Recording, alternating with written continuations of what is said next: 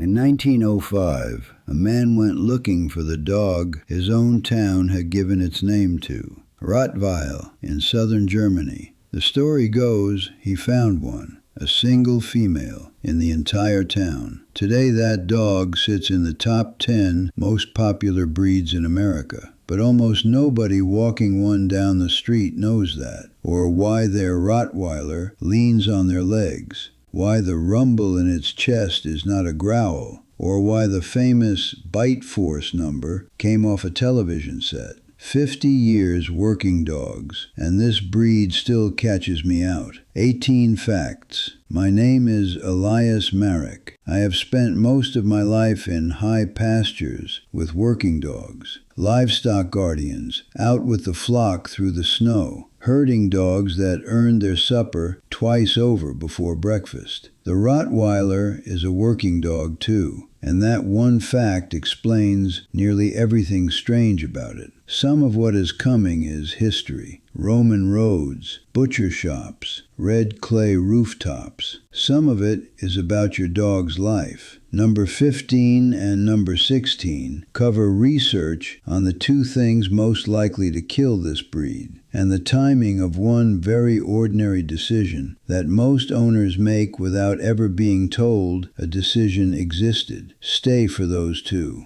Number 1. The town is named after a roof. Long before there were Rottweilers, there was a Roman settlement in the hills of what is now Baden-Württemberg. When Germanic settlers arrived centuries later, they dug into the ruins of Roman villas and turned up red clay roof tiles still lying in the soil. They called the place Das Rote Vil, the Red Villa. That became Rottweil. And the dogs working the cattle markets of Rottweil became Rottweilers. So the most intimidating dog on your street is named after roofing material. I enjoy that more than I should. Every time somebody tells me the name sounds frightening, I picture a heap of orange tiles in a German field. Number 2. Their ancestors marched with the Roman army. Roman legions crossing the Alps had a supply problem. There was no refrigeration, so the meat had to walk. Big Mastiff-type drover dogs kept the cattle herds moving through the mountain passes and guarded them at night from wolves and from thieves. When the legions came down into the Neckar Valley and built around Rottweil, some of those dogs stayed. They bred with local farm dogs and carried on doing the same job for the next 1,000 years. Your Rottweiler is the tail end of a very long shift. The heavy bone, the deep chest, the endurance in cold weather. None of that is decoration. It was built for pushing cattle over mountains in bad weather. Number 3. The dog was the butcher's bank. By the Middle Ages, Rottweil was a cattle town, and the German name for the breed was Rottweiler Metzgerhund, the butcher's dog of Rottweil. These dogs drove cattle to market and pulled loaded carts of meat through narrow, cobbled streets. And then there is the part I have always liked.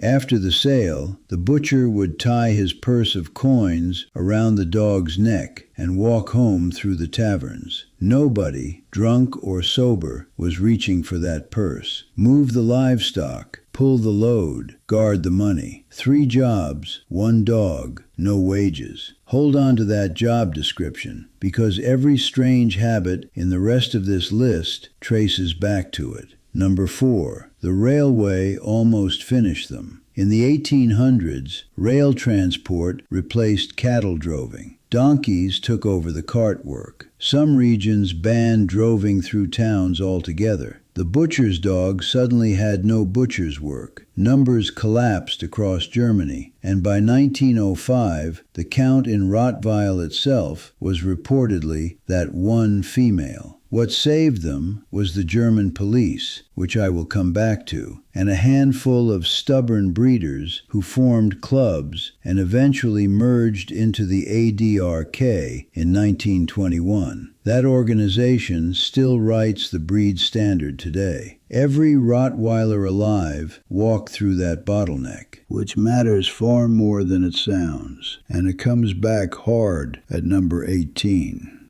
Number 5. They are herding dogs, not guard dogs. This is the fact that changes how you live with one. A Rottweiler does not herd the way a border collie does. Collies work with eye and distance, all that crouching and staring across an open field. Rottweilers were bred to move cattle, and cattle could not care less about a stare, so they use their bodies. They walk up to a 1,500-pound steer and shoulder it in the ribs until it decides to move. Drovers call that bumping, which means when your Rottweiler shoves into the back of your knee while you are standing at the kitchen counter, that is not dominance, and it is not rudeness. That is the oldest instinct in the dog, applied to you, because you are the livestock currently available. I have watched hundreds of owners correct that behavior, as though the dog were being difficult. The dog is doing its job. You are the herd. Number 6. The lean is a conversation. Ask any Rottweiler owner about the lean. You are standing at the sink, and 120 pounds of dog quietly parks itself against your shins and stays there like furniture. People assume it is a control thing. In working lines, close body contact is how these dogs check in. They were bred to stay in physical range of a handler all day long, in noise and weather and chaos, without being told to. So the lean is your dog confirming you are still where you were. Same reason it follows you into the bathroom and sighs outside the door. If you wanted a dog with a healthy respect for personal space, this was the wrong breed. Nobody warned you. I am warning you. Number 7. That rumble has a name. Rottweiler people call it grumbling or rotty talk, a low rolling sound down in the chest that the dog makes while being scratched behind the ear, or when you come through the front door, or as it drops onto the floor beside your chair. Visitors hear it and go pale. Read the body, not the sound. A grumble comes with a loose, wiggling back end, soft eyes, ears relaxed, mouth slightly open. A genuine growl comes with a stiff, frozen body, a hard stare, a closed mouth, weight shifted forward over the front feet. Two completely different dogs making a similar noise. Learn the difference, and you will stop apologizing for an animal that is only talking to you. Now that one is charming. The next one is the reason this breed still exists at all. Number 8. They were among the first official police dogs anywhere. When German police forces began formally selecting breeds for service work around 1910, the Rottweiler made the short list alongside the German Shepherd, the Doberman, and the Airedale Terrier. That decision is a large part of why you can buy a puppy today. Rottweilers went on to serve in both world wars as messengers, guards, and ambulance dogs. Since then, the same breed has worked rubble piles in search and rescue, done customs and detection work, and passed therapy certification for hospitals and hospices. If you have only ever seen a Rottweiler cast as the snarling dog behind a chain-link fence in a film, you have seen a very small and very unfair slice of the resume. Number 9. Most owners have never seen a real Rottweiler tail. That stub was cut. Tails were traditionally docked when these dogs pulled carts and worked cattle, partly to avoid injury in the traces, partly because in some places a dog tax was assessed by tail length. Germany banned docking in 1998, and the ADRK standard now calls for the tail left exactly as it grew. A natural Rottweiler tail is long and thick and carried in a gentle curve, and it changes the entire silhouette of the dog. It also hands you information. A docked dog signals with a stub that even experienced handlers misread. Undocked, you can read that dog's mood from across a paddock. At 20 feet, a tail tells you more than a face does.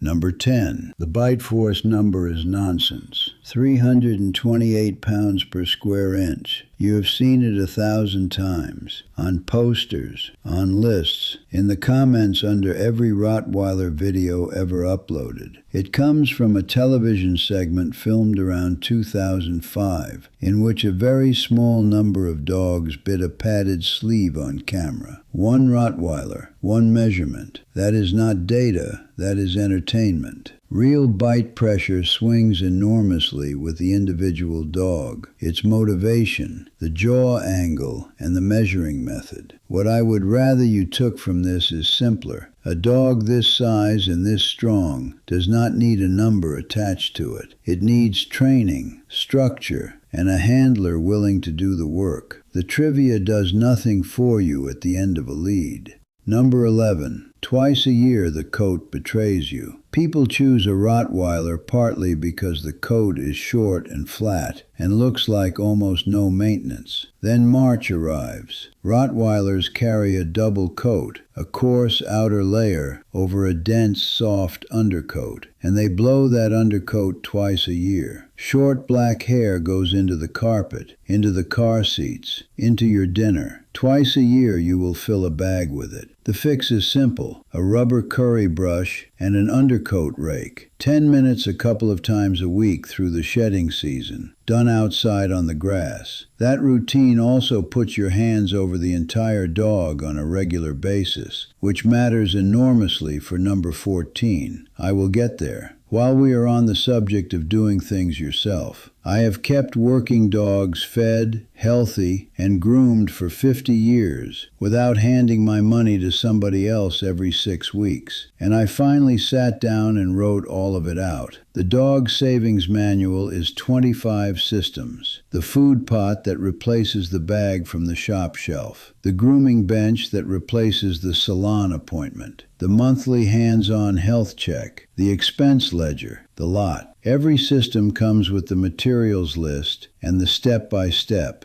Big dog, small dog, any breed. The link is in the description below this video. Right, number 12, and this one is about puppies. Number 12, Rottweiler puppies need extra care around parvovirus. This one is not widely known outside veterinary clinics, and it costs lives every year. Rottweilers and Dobermans show a documented higher susceptibility to canine parvovirus than most other breeds. Part of the explanation appears to be how long maternal antibodies persist in these lines, because those same antibodies can block the vaccine from taking hold, which means a puppy that finished the standard series bang on schedule may not actually be protected at all. I have seen the result of that gap twice, and both times the owner had done everything the paperwork asked of them. The answer is boring. Talk to your vet about extending the puppy series, often with an additional booster at 16 to 20 weeks, and keep that puppy off dog park ground and pet shop floors until it is finished. A parvo admission is one of the worst weeks you will ever spend in a veterinary clinic. The extra booster is the cheapest line on the invoice. Number 13. They stay teenagers for years. A Rottweiler is physically grown at around 18 months. Mentally, this breed does not settle until somewhere between 2 and 3 years of age, and the heavy males often take longer than that. What owners actually experience is a delightful, cooperative puppy who at around 8 months old forgets its own name. Recall falls apart. The dog starts testing doorways, furniture, the sofa, and you. Everybody panics and decides they have ended up with a bad dog.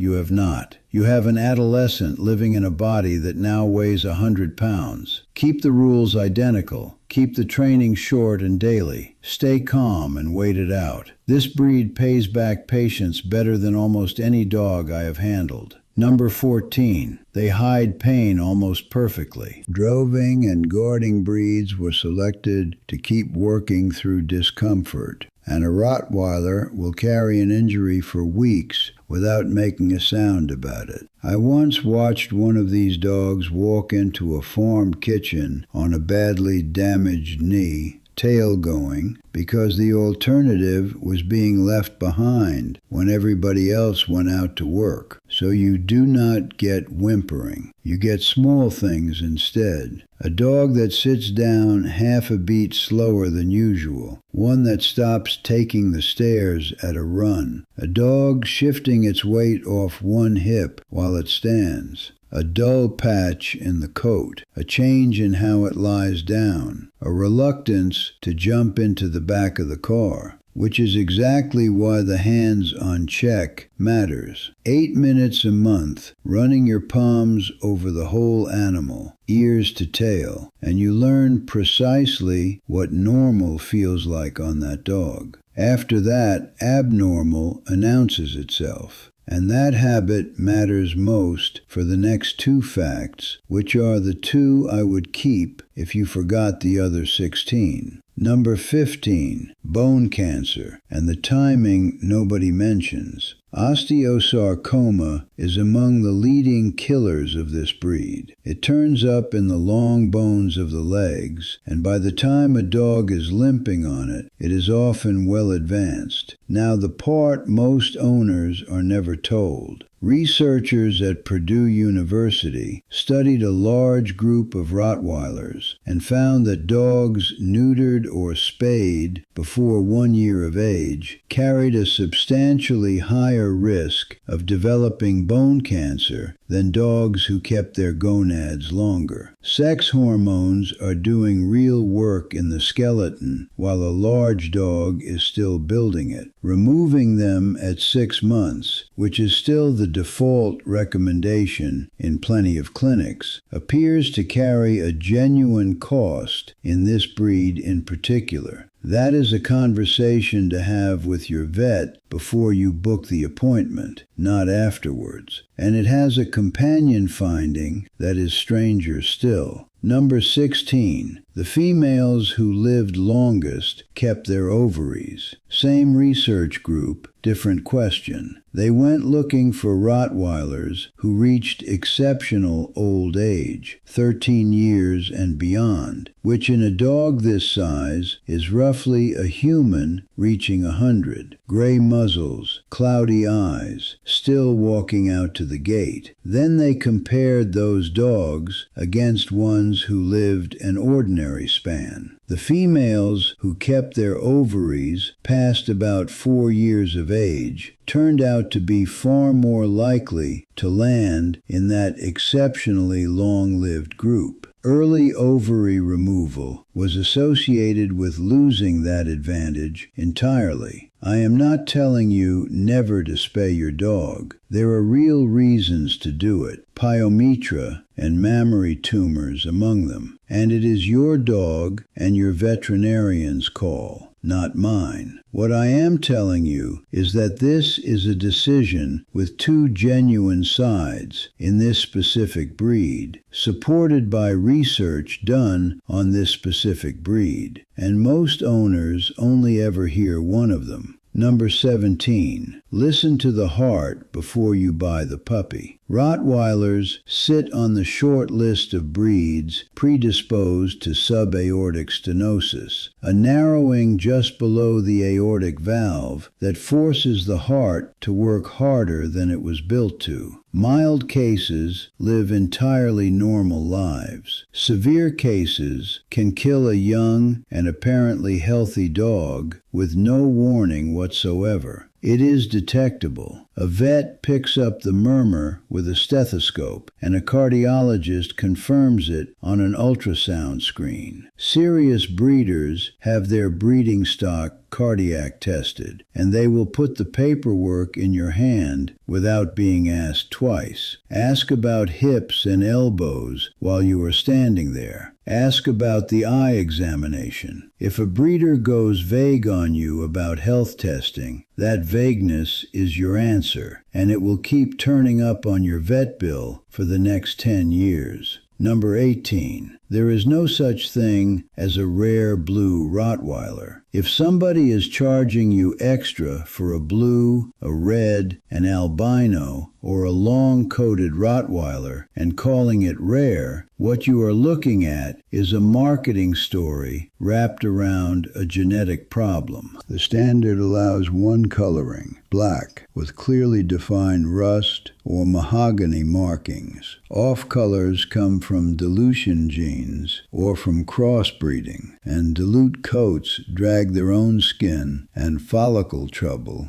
along behind them. Now remember that bottleneck back in 1905. Because this gene pool went through the eye of a needle, the breed depends completely on careful breeding to stay sound. In Germany, the ADRK still requires health screening and a temperament evaluation before a dog is approved to breed at all. A rare color tells you one thing: nobody in that dog's line was checking anything. 18 facts. And if you line them up, they run back to the same place. The roof tiles, the Roman cattle, the butcher's purse, the bumping, the lean, the grumbling, the police work, the stubborn adolescence, the silence about pain. Every one of those traits came out of a dog that spent 2,000 years standing next to a human being who had a job to do.